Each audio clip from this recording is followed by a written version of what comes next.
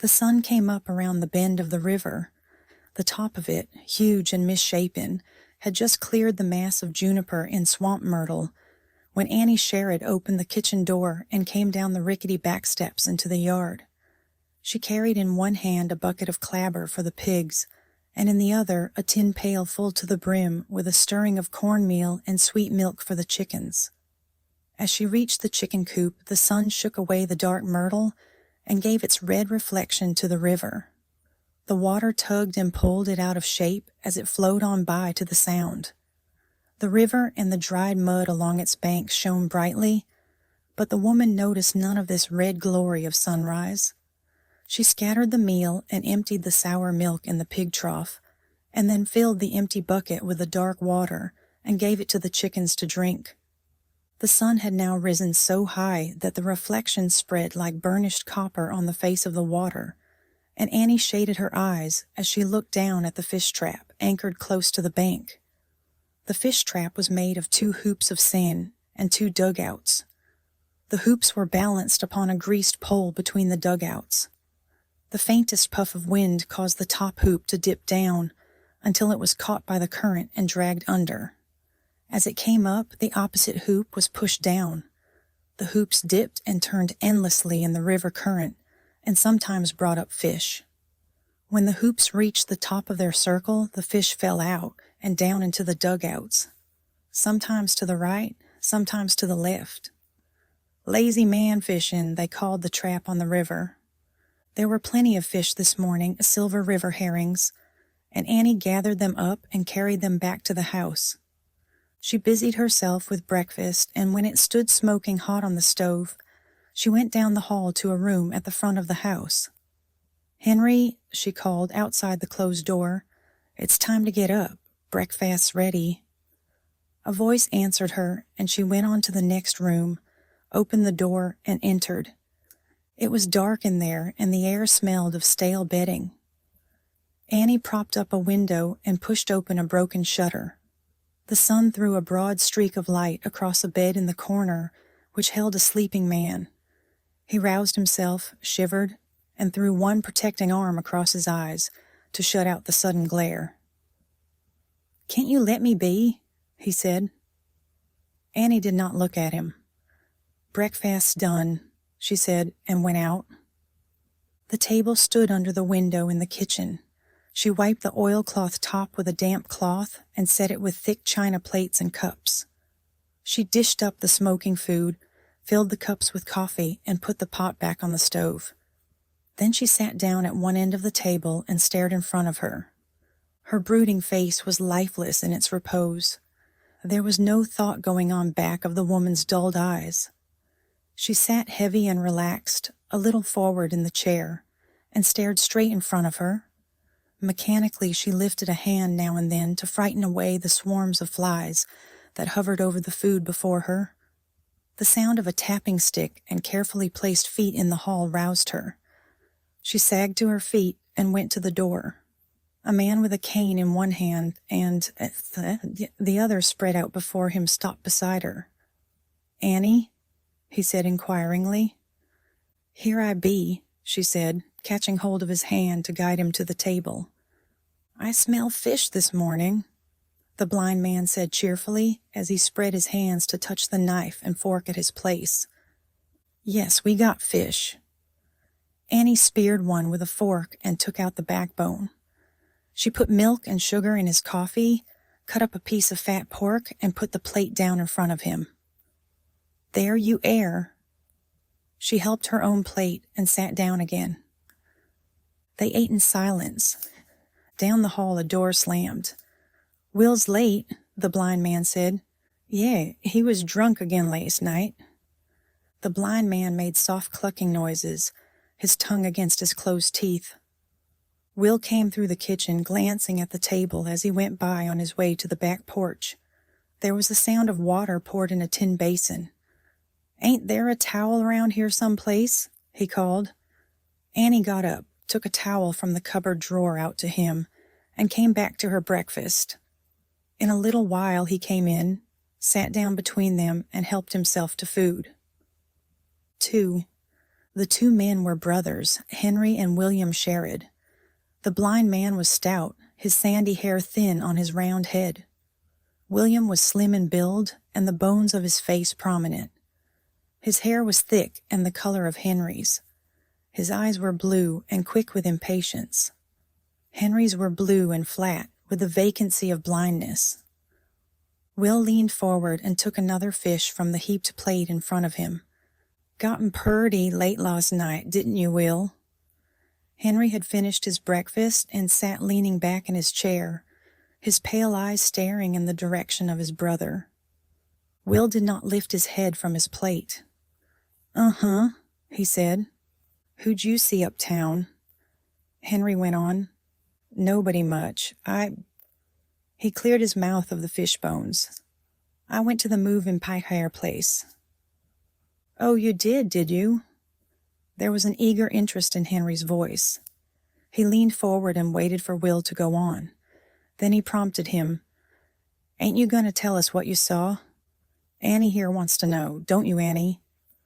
Annie roused herself from the stupor she had fallen into. "I ain't perticler," she said. Will suddenly scowled at the blind man. He paid no attention to Annie. "It warn't so much. Just one of them reg'lar pikers.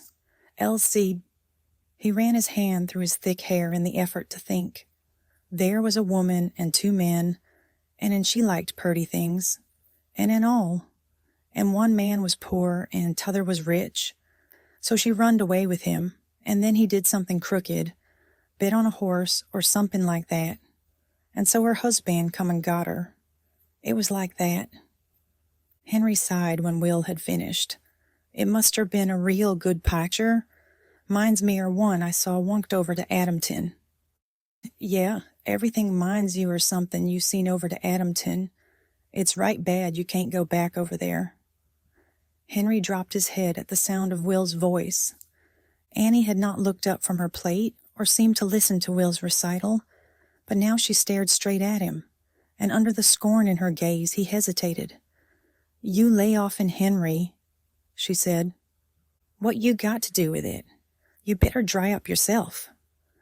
But as she still stared at him, his eyes wavered and he returned to his breakfast.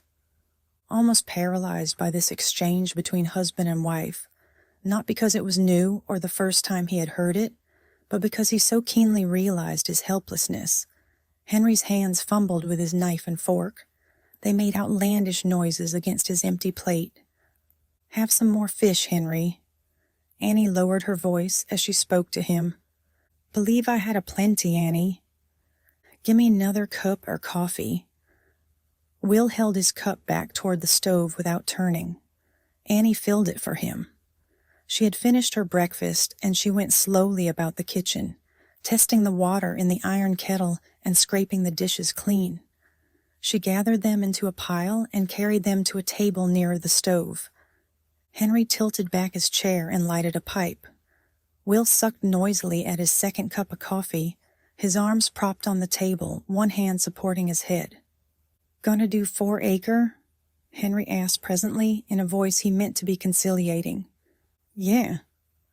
"It sure is gonna be a hot day." "You're damn right. Can't you put it off?" Henry went on. "No." Will got up and stood with his hands on the back of his chair, looking down at him. "You got a purty soft snap sitting round all day doing nothing." "Trade you," Henry said quickly. "Like hell you would." He gave the chair a sudden push that sent it against the table. "Whar's them milk buckets?" Annie pointed to them, and he took the 2 empty pails and went out. There was a little space of silence as Annie poured the greasy dishwater out through the open window on the ground, where it ran off in a rainbow streak down the slope of the yard. "We'll order milk before breakfast," she said to Henry as she hung the pan on its nail. "Well, it's purty hard on him, doing all the work for both of us." Henry shook his head solemnly. "You can't help it," Annie said fiercely. She went through the door carrying a bucket of scraps, more food for the pigs. When she came back, she swept the kitchen, took the ashes from the cooling stove, and covered the table with a cloth. Then she darkened the room and went out. She swept the 2 bedrooms, beat the knobs out of the shuck mattresses, and spread them with yellow sheets, yellow from having been washed in river water. When all this was done, she returned to the kitchen, strained, and set away the milk Will had left for her on the table. She carried it out to the wire-covered box nailed high up on the porch to keep away the swarming flies. Then she put on a slat bonnet, took a knife and basket, and went out into the garden. 3. The Sherrod house stood on a rise of ground above the river. The spring freshets never reached it, not even the famous one of '98. The front of the house faced the long red dirt track that led up to the crossroads, and the back of it looked down on the river. The house had never been painted. The clapboards had weathered and even gray, and here and there patches of green moss clung to the roof and the chimney bricks. Henry and William owned it jointly, together with the 60-acre farm on either side of it. Henry knew nothing of farming. When he was in his teens, he had gone away to work on one of the river steamers. In those days, 20 years ago, steamers ran from across the Sound and up the river as far as Jamesville, the town below the Sherrod place. There were no steamboats on the river now. The railroad had built a long trestle across the Sound and put them all out of business. The old Plymouth that Henry had gone out on was lying, a rotting hulk, at Adamton. The boat's trip from Adamton across the Sound and up the river to Jamesville had required a day. Then she was tied up at the dock until next morning, when her captain backed her around and headed her downstream and again across the Sound to Adamton. The railroad now hauled the cotton and tobacco and an occasional crop of peanuts from Jamesville to Adamton in 3 hours. Henry had been fat even as a young man. He had a jolly laugh and took life pretty much as he found it. He knew a lot of drummer jokes collected from travelers on the Plymouth. He told them to the old folks and to Will whenever he came to the farm to spend a night. Will listened to them with ill grace, and Henry was forced to believe Will jealous of him. He wooed Will with presents bought in the superior stores of Adamton, and if he discovered Will was courting a town girl, he stopped going to see her himself. He had a long talk with Will when the old people died. He said if Will wanted him to, he would give up his job and come home, but Will said he didn't need any riverman around. So Henry had kept on with the Plymouth. The farm was a lonely place, and Will's fine enthusiasm for farming by himself soon wore itself out. He decided to get married and went courting Annie Sproul, the daughter of a neighboring farmer. He drove to her house in a shiny new buggy and a suit of clothes Henry had bought for him for an Adamton. Will had intended painting the house and making many improvements when he brought Annie home, but the spring freshet in the river ruined his corn that year, and afterwards he never seemed to get around to it. Annie had been a pretty girl when Will married her. In those days she had bright brown eyes and black hair, but the eyes dimmed and ceased to sparkle after a few years on the farm with Will. The work was heavy, and Will, his disposition never good, fretted with his seeming ill luck, rarely provided her with any of the things women like. He had drunk corn whiskey, and as Annie lost her good looks and became a drab creature who rarely spoke, he drank worse. His unfaithfulness to her was known throughout the county. Annie's children died at birth. They were thin infants, old beyond the knowledge of mortals. She had wept noisily for the first and a little less for the second. She was carrying the third when Henry came home to stay. A doctor in Adamton had told him he was losing his eyesight. Will said he had been kicked out of his job. Annie was glad to have him. He never lost his temper, and he helped her around the house until the blindness was upon him. He was resigned and at first made a joke of his affliction. He sat in his rocking chair, never seeming to care whether he moved again or not. He told Annie all the drummer jokes and made her laugh long and loudly. He learned to knit, and he sent away to a mail-order house for a fiddle. He taught himself to play Pop Goes the Weasel. Annie's third child was born. Henry held it in his arms until the tiny overburdened heart ceased beating in thumps. He could not see the age-old little face, nor the coppery spots on its forehead, but he knew something was wrong. Dr. White in Jamesville told Will that he and Annie must not have any more children, and that he was to come to town for treatment. Will listened to him in sulky silence, and never went. Farm labor became harder to get. A great many farm hands had gone north, lured by rumors of higher wages. Will rented out part of the farm to a Negro tenant. This man had a still down in the hollow, and Will bought molasses for him and sold the finished monkey rum in Jamesville. It was only a small business, for Will had no money to buy off the county officers and run the still on a large scale, but it was quite big enough to furnish him with all he and his town friends wanted to drink. 3 or 4 times a week he drove into town with a jug under the seat of the buggy, and, after he had disposed of it, spent the evening lounging around the drugstore and talking to the girls from the tobacco stemmery. He spent his money buying them silk stockings and cheap perfume. During all this time Henry sat on at the farm, moving only when necessity drove him. He grew stouter. He rarely told a drummer joke. Annie knew them all, so there was no need. His clothes were worn and shiny with grease from the food he spilled upon them.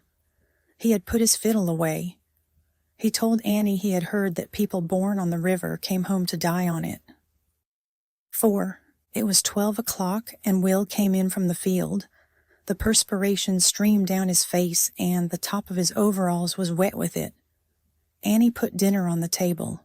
She had cooked a piece of smoked hog jowl and boiled some collards in the liquor, and there was a pudding of yellow corn.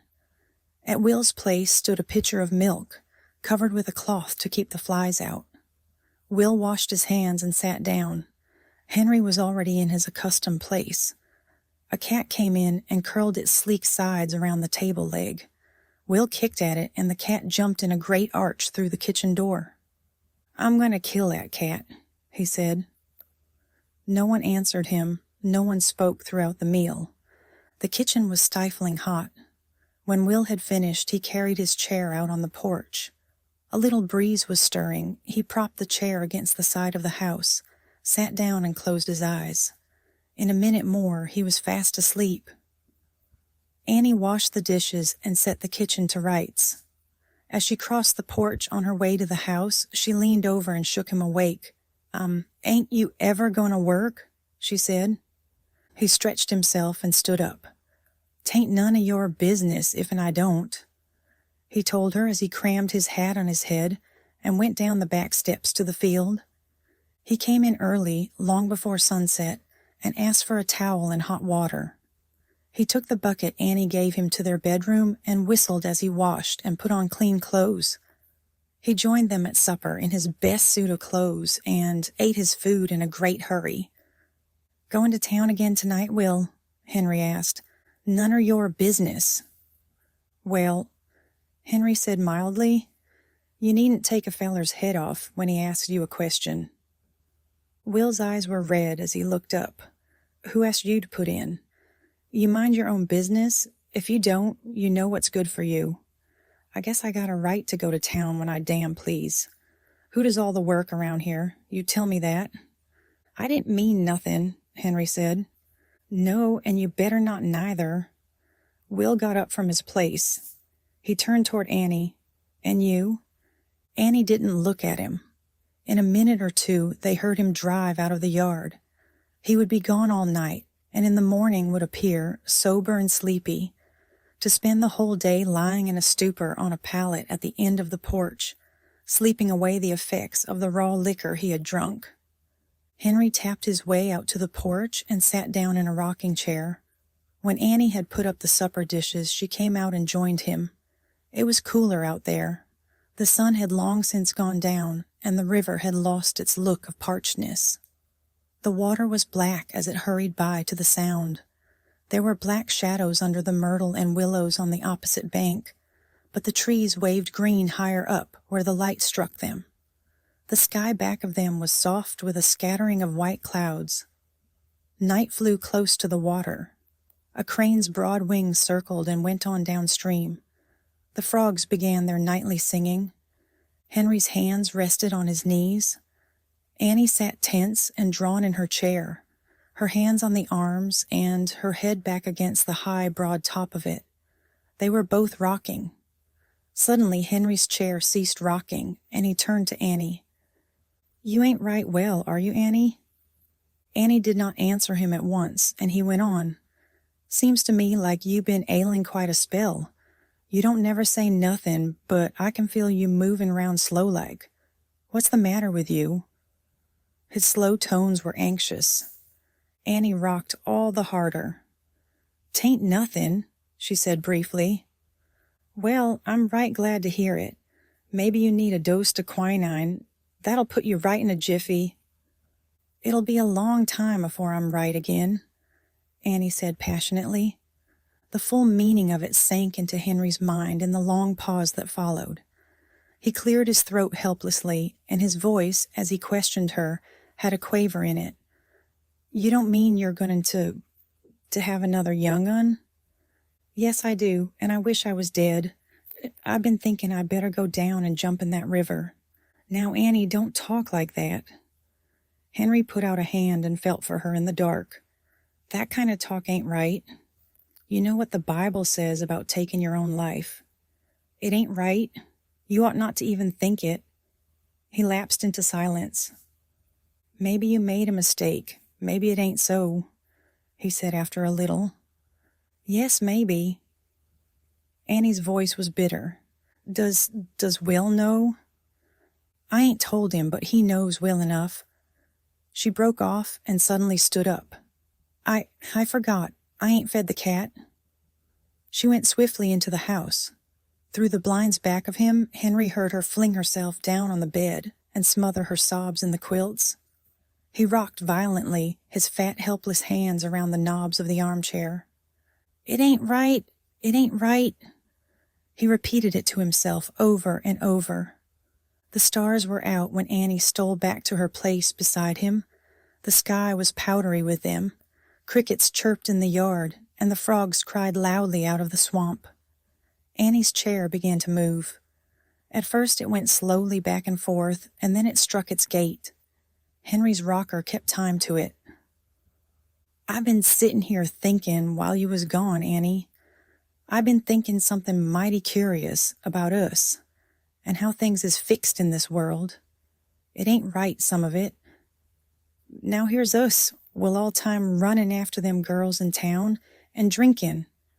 And then there's you has to work too hard. Well, don't work hardly enough. He really ain't able to. Maybe if he was to stop drinkin', he might—" "He won't," Annie interrupted. "No, I don't guess he will. It's a pity. I seen a lot of it up and down the river in the old days. It don't never lead to no good end. If you was to have somebody to help do the cookin', and was to go to meetin' now and then, and get some pretty clothes—" Annie's rocker stopped. "Where you think we gonna get all them things? I ain't been to meetin' in months. That's how I get to meetin'." "I wasn't sayin' you was gonna get 'em. I was just thinkin'." Henry's voice rebuked her. The rocking chair took up its accustomed gait again. Maybe when your time come," Henry's voice went on out of the darkness, "maybe your baby would live, and you could raise it up to be a comfort to you."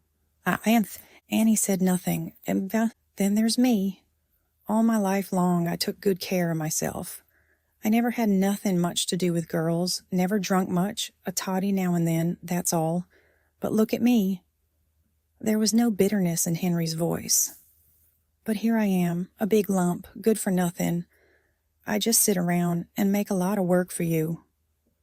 "You're a sight of company, Henry," Annie interrupted. "Well, thank you, Annie, but I'll never be good for nothing again.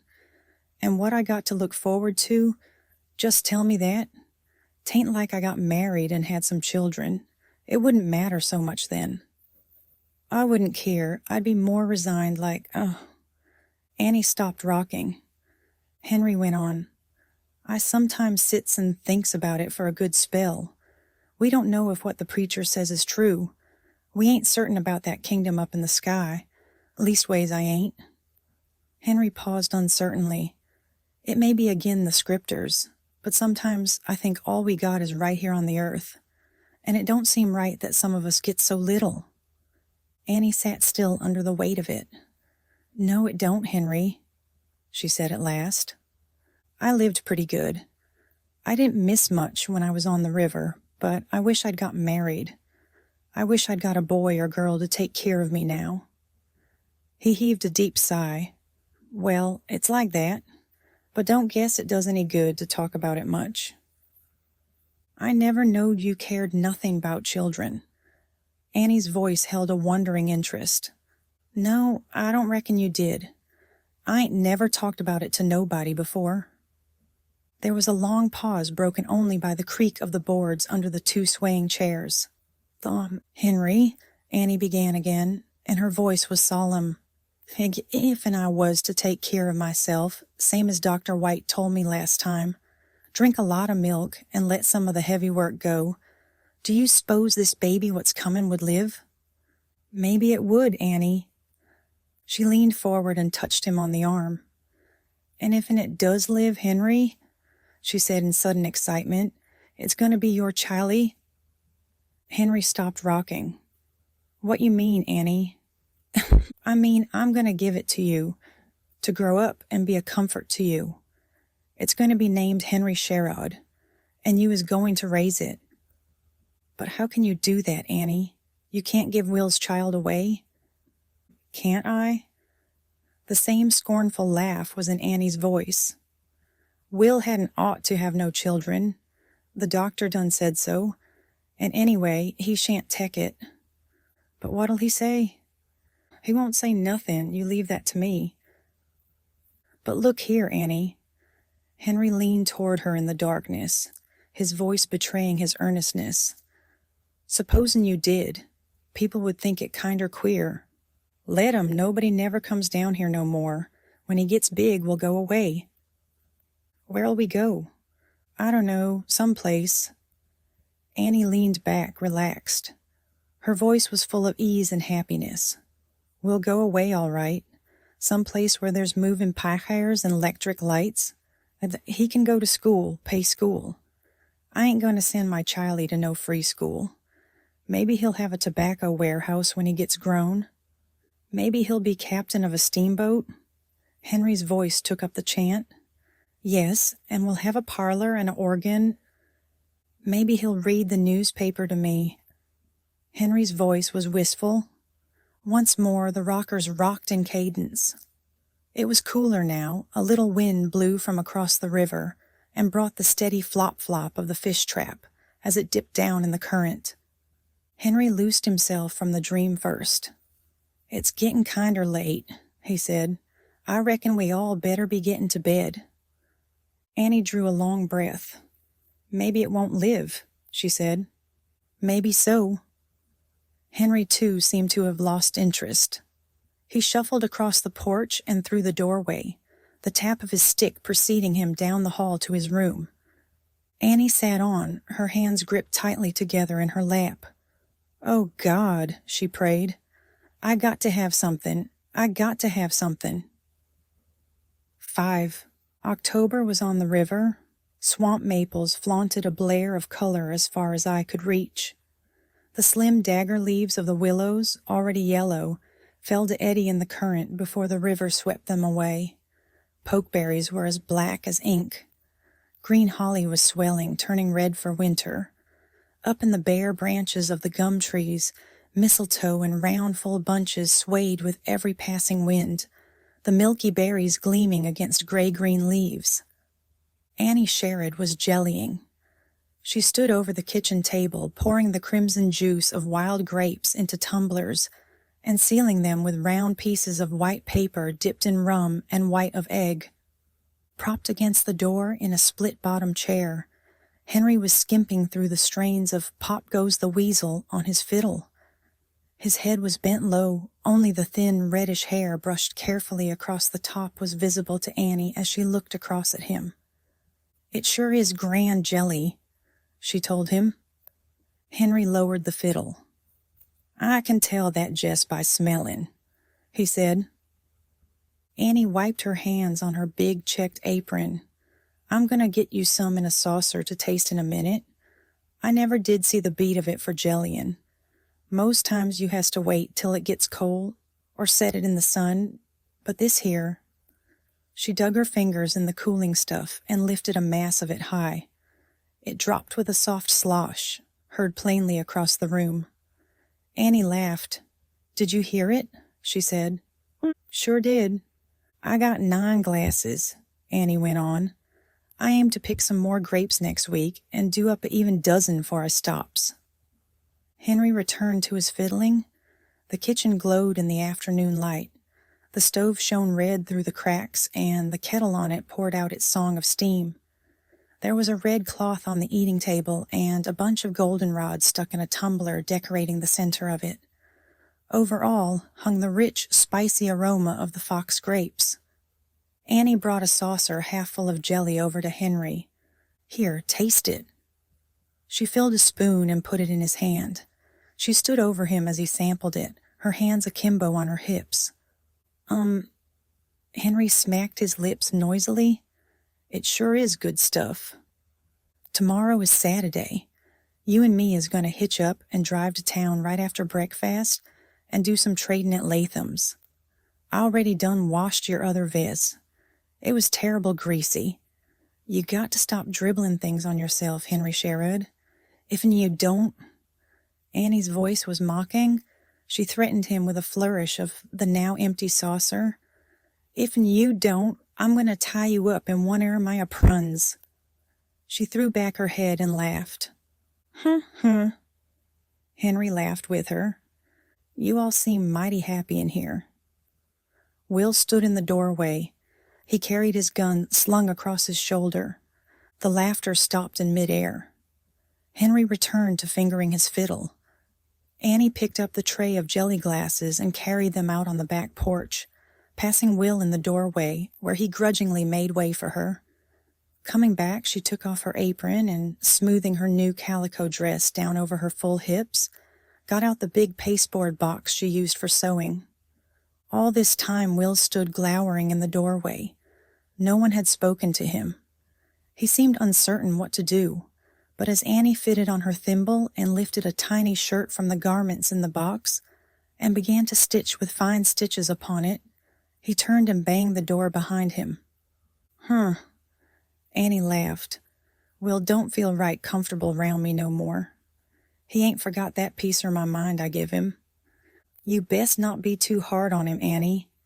Henry lowered his fiddle. If that ain't jest like you, Henry Sherrod. Now you takin' up for Will. No, I ain't, Henry protested. It'll do him good.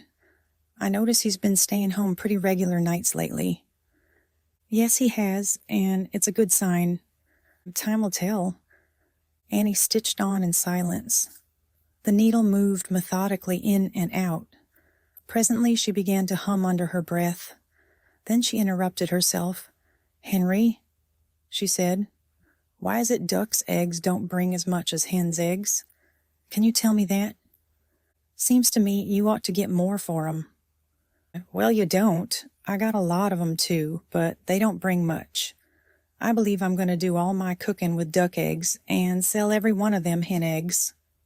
That would be a good thing to do. Tomorrow I aim to buy a cake of that pink soap to the drugstore. It's real pretty. Henry nodded his head at her. He was busy with the fiddle again. 6. The river was rising. Already the banks were lost by the engulfing water. The fish trap had been hauled high up the slope of the yard out of harm's way. Myrtle and sassafras drowned, while the topmost branches of the willows, heavy with raindrops, dipped in the ever-rising flood. It was a sign of spring. The river roared through its channel, and every day a broader expanse of water covered the swamp bottoms and flowed sullenly outward over the young corn planted in the bottom lands. Wild things sought higher land. The surface of the water bore strange fruit.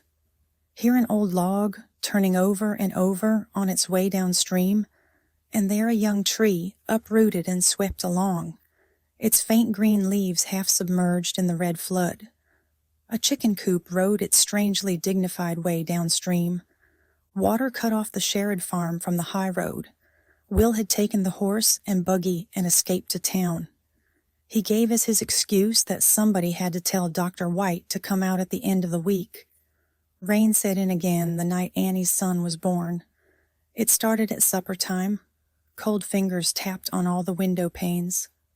Aunt Julia, the Negro midwife, climbed the attic stairs and stuffed rags in all the broken window panes.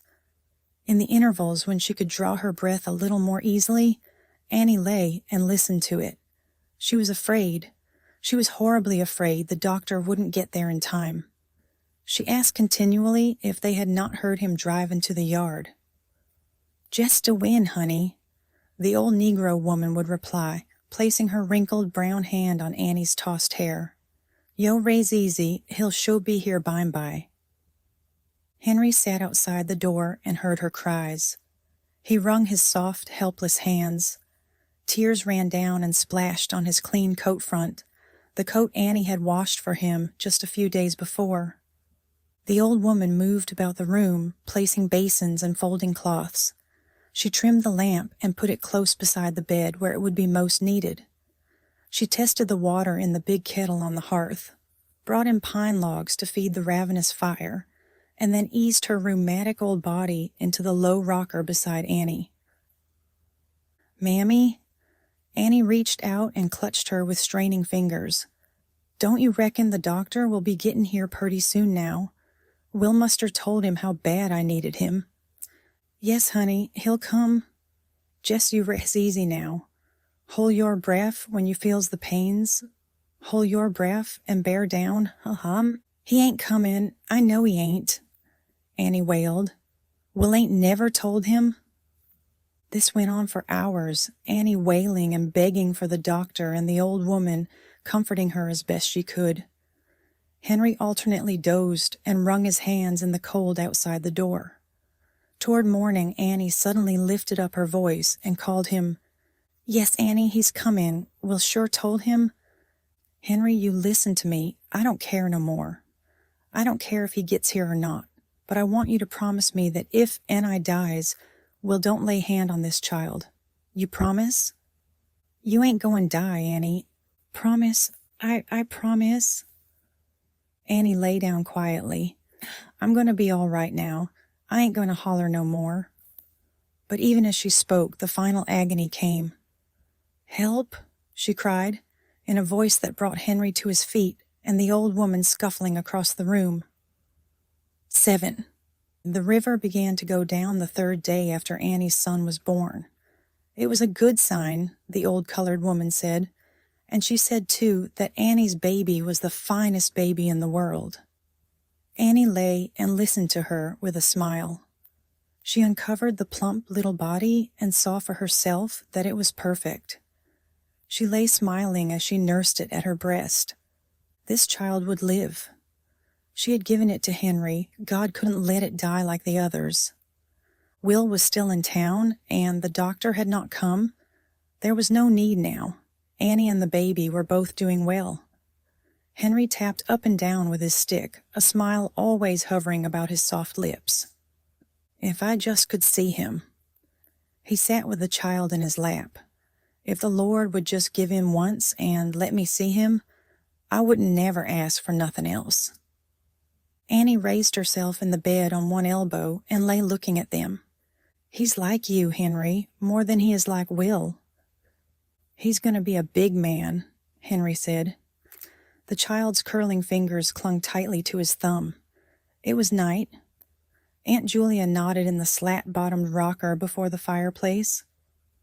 I'm going to give him pot liquor and black-eyed peas, make him grow, Annie crooned, her fingers poking the baby under the arm. It gurgled and they both laughed. He called your name, Henry. Annie prepared to lie down again in bed. I'll betcher he's smiling, ain't he, Annie? You know he ain't. He's too little yet. Yes, sir, his mammy's going to give this baby pot liquor and peas. Hold the lamp here, Aunt Julia, Henry called.